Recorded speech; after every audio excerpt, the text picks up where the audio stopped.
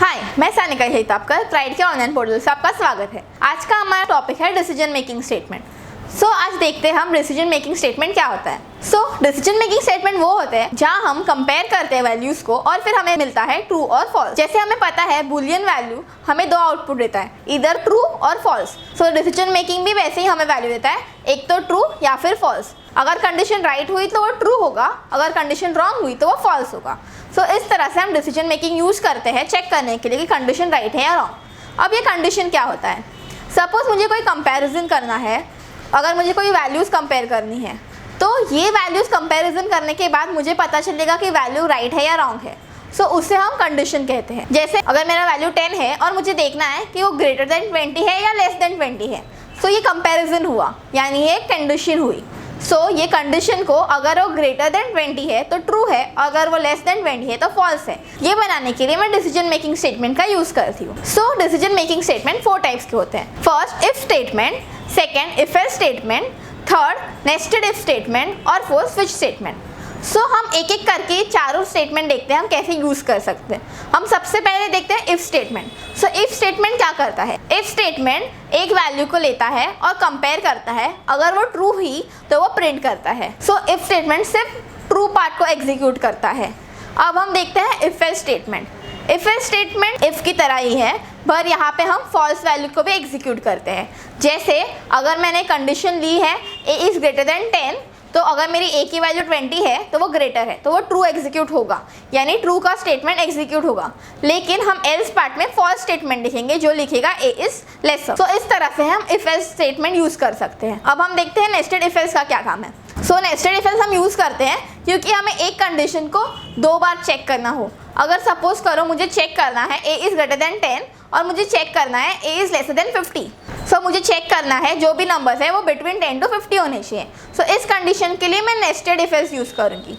Nested if else हम कैसे लिखते हैं, नेस्टेड इफ एल्स लिखने के लिए हम इफ स्टेटमेंट देते हैं, उसके अंदर हम इफ एल्स लिखते हैं और फिर हमारी एल्स स्टेटमेंट देते हैं। अब हम स्विच देखते हैं और स्विच का क्या काम है। स्विच स्टेटमेंट में हम सिर्फ हमारा एक वेरिएबल लेते हैं और फिर हम उससे हर वैल्यू से कंपेयर करते हैं, यानी मैच करते हैं। अगर मैच हुआ तो ट्रू, अगर मैच नहीं हुआ तो ब्रेक हो जाता है और फॉल्स, यानी हमारा डिफ़ॉल्ट वैल्यू है वो एग्जीक्यूट करता है। अगर हमें एक वैल्यू को मल्टीपल टाइम्स कंपेयर करना है तो हम स्विच स्टेटमेंट का यूज़ करते हैं। अभी हम ये चारों के सिंटैक्स देख लेते हैं। हम सबसे पहले इफ़ का सिंटैक्स देखते हैं। इफ़ का सिंटैक्स बहुत बेसिक है, हमें लिखना है इफ़ और ब्रैकेट के अंदर हम हमारी कंडीशन लिखेंगे और फिर कर्ली ब्रेसेस के अंदर जो भी ट्रू पार्ट एग्जीक्यूट करना है वो हम लिखेंगे। उसके बाद हम देखते हैं if else. If else if की तरह ही लिखना है, बस उसमें एल्स पार्ट ऐड करना है। इफ कंडीशन हमारे कर्ली ब्रेसेस जिसमें हमारी ट्रू स्टेटमेंट और एल्स जिसमें हमारी फॉल्स स्टेटमेंट। इफ एल्स में सेम है, सिर्फ एल्स पार्ट ऐड हुआ है जिसमें हमने कर्ली ब्रेसेस के अंदर हमारी फॉल्स स्टेटमेंट दी है। अब हम देखते हैं हमारा nested if else statement. Nested if else statement का सिंटैक्स ये है, इफ कंडीशन फिर कर्ली ब्रेसेस के अंदर हमने लिखा वापस से इफ और उसका कंडीशन और उसका ट्रू पार्ट और एल्स और फॉल्स पार्ट, फिर हमने एल्स के अंदर भी इफ लिखा है, फिर उसका ट्रू पार्ट, उसका फॉल्स पार्ट और फिर हमारा एल्स का कंडीशन। ऐसे हम नेस्टेड इफ एल्स लूप कितनी भी लाइन यूज कर सकते हैं। अब है हमारा फोर्थ, यानी हमारा स्विच स्टेटमेंट। स्विच कैसे लिखते हैं, उसका सिंटैक्स क्या है। स्विच का सिंटैक्स सिंपल है, हमें लिखना है स्विच और ब्रैकेट के अंदर हमारा वेरिएबल, यही वेरिएबल है जो हर बार कंपेयर होगा। उसके बाद हम लिखेंगे केस 1 और केस 1 की जगह हमें उस केस का जिसके साथ हमें कंपेयर करना है। जैसे अगर मुझे वो वेरिएबल की वैल्यू ए है और मुझे चेक करना है उसकी वैल्यू ए है कि नहीं, तो मैं उस केस का नाम ए लिख दूंगी। मैं लिखूंगी केस का नाम बी, केस सी, केस डी। ऐसे 4 केसेस मैंने लिखे हैं और मेरे वेरिएबल की वैल्यू ए है। ए और ए मैच हो रहा है इसलिए वो वाला एग्जीक्यूट होगा। अगर मेरी वेरिएबल की वैल्यू बी होगी तो बी और बी वाला एग्जीक्यूट होगा। ऐसे हम वेरिएबल की वैल्यू चेंज करके हमारी स्विच स्टेटमेंट यूज कर सकते हैं। ये थे हमारे चारों डिसीजन मेकिंग स्टेटमेंट के सिंटैक्स। अब हम एक एग्जाम्पल ले लेते हैं जिसमें हम ये चारों कैसे ही वर्क करते हैं वो प्रैक्टिकली देखते हैं। उसके लिए हमें सबसे पहले हमारा टर्बोसी कमांड प्रॉम्प्ट ओपन करना पड़ेगा। हम टर्बोसी कमांड प्रॉम्प्ट ओपन करने के बाद एक न्यू फाइल ले लेंगे। न्यू फाइल में हम हमारी हेडर फाइल्स इंक्लूड करेंगे, #include str.h और हैश इंक्लूड corner.h। ये दोनों हेड ऑफ एस इंक्लूड होने के बाद हम हमारा void main फंक्शन लिखेंगे और उसके अंदर हम हमारा क्लियर स्क्रीन और गेट ch लिखेंगे। ये हमने सब लिख लिया है। उसके बाद हम हमारा सबसे पहले एक वेरिएबल इनिशियलाइज करते हैं। तो हम लिखते हैं int a = 10। अब मैंने ये int a इसीलिए लिया है क्योंकि ये मुझे चेक करना है हमारे डिसीजन मेकिंग स्टेटमेंट में। उसके बाद क्लियर स्क्रीन के नीचे हम लिखेंगे हमारा डिसीजन मेकिंग स्टेटमेंट। तो सबसे पहले हम एक इफ का एग्जांपल देखते हैं। चलो एक एग्जांपल देखते हैं कि अगर हमारी वैल्यू ग्रेटर देन 5 है या नहीं। सो हमारी वैल्यू ग्रेटर देन 5 है, येस। सो अब हम देखते हैं कि हमारा एग्जीक्यूशन होता है ट्रू वैल्यू का या नहीं। सो हम लिखेंगे इफ और कंडीशन में हम लिखेंगे a इज ग्रेटर देन 5। सो यहाँ पे a जो है वो कंपेयर होगा 5 के साथ और फिर हम हमारे कर्ली ब्रेसेस के अंदर हमारा ट्रू स्टेटमेंट लिखते हैं जो हम प्रिंटफ स्टेटमेंट के थ्रू लिखेंगे a इज ग्रेटर। तो हमने लिखा कर्ली ब्रेसेस में और प्रिंटफ स्टेटमेंट में हमने लिखा a इज ग्रेटर और %d क्योंकि हम वैल्यू a की प्रिंट करते हैं तो %d उसका फॉर्मेट स्पेसिफायर है और कॉमा a। ये हमने लिखने के बाद हम इसे सेव करते हैं। सेव करने के लिए हमें प्रेस करना है F2 और हम इसका नाम दे देते हैं if.c। अब हम इसे कंपाइल करते हैं Alt+F9 और रन करते हैं Ctrl+F9। रन होने के बाद हमें आउटपुट दिखेगा a इज ग्रेटर और फिर हमें हमारी वैल्यू दिखेगी जो थी 10। सो हमें दिखेगा a इज ग्रेटर 10। सो हमारा ट्रू कंडीशन एग्जीक्यूट हुआ बिकॉज हमारी कंडीशन ट्रू थी और a की वैल्यू ग्रेटर देन 5 थी। अब हम चेक करते हैं कि फॉल्स एग्जीक्यूट होता है या नहीं। सो हमने a की वैल्यू 3 कर दी। सो a की वैल्यू अब 5 से लेस हो गई। सो ये फॉल्स होगा। सो हम वापस से इसे कंपाइल करते हैं, रन करते हैं। सो हमें आउटपुट में ब्लैंक स्क्रीन दिख रहा है। क्यों? बिकॉज यहाँ कोई फॉल्स स्टेटमेंट एग्जीक्यूट करने के लिए हमने लिखा नहीं है। सो इसलिए जब हम इफ स्टेटमेंट यूज करते हैं तो सिर्फ ट्रू वैल्यू एग्जीक्यूट होती है। ये हमारा इफ का एग्जाम्पल था। अब हम इफ एल्स का देखते हैं। सो इफ एल्स के एग्जाम्पल में हम इसी में थोड़े से चेंजेस कर देते हैं और वो एल्स पार्ट लिख देते हैं और देखते हैं कि फॉल्स वैल्यू एग्जीक्यूट कैसे करेंगे। सो हम नीचे लिख देते हैं एल्स कर्ली ब्रेसेस के अंदर a इज लेसर और %d a।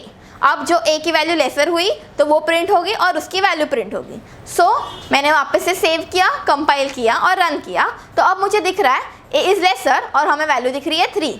सो अभी यहाँ पे फॉल्स वैल्यू एग्जीक्यूट हुई।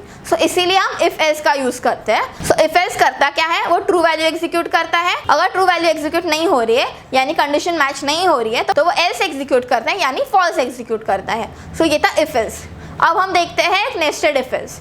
सो हम एक नया एग्जाम्पल लेते हैं इसके लिए। सो हम फाइल को क्लोज करते हैं और एक न्यू फाइल लेते हैं। हम न्यू फाइल में वापस हमारी हेडर फाइल्स इंक्लूड करते हैं, हमारा void main फंक्शन लिखते हैं और हमारा क्लियर स्क्रीन और गेट ch लिख लेते हैं। उसके बाद हम अब एग्जाम्पल देखते हैं हम नेस्टेड इफ में क्या यूज़ करेंगे।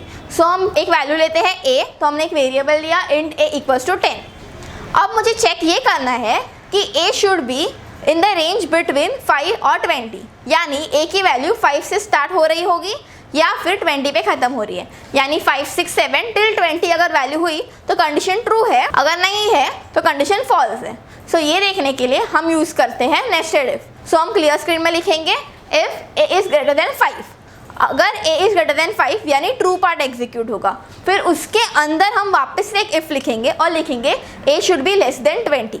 तो फिर हमारा सेकेंड ट्रू पार्ट यानी हमारी दोनों कंडीशंस लिखी, उसके अंदर हम लिखेंगे a is in between the range of 5 to 20। सो ये दोनों कंडीशन एग्जीक्यूट होगा तभी वो स्टेटमेंट प्रिंट होगा।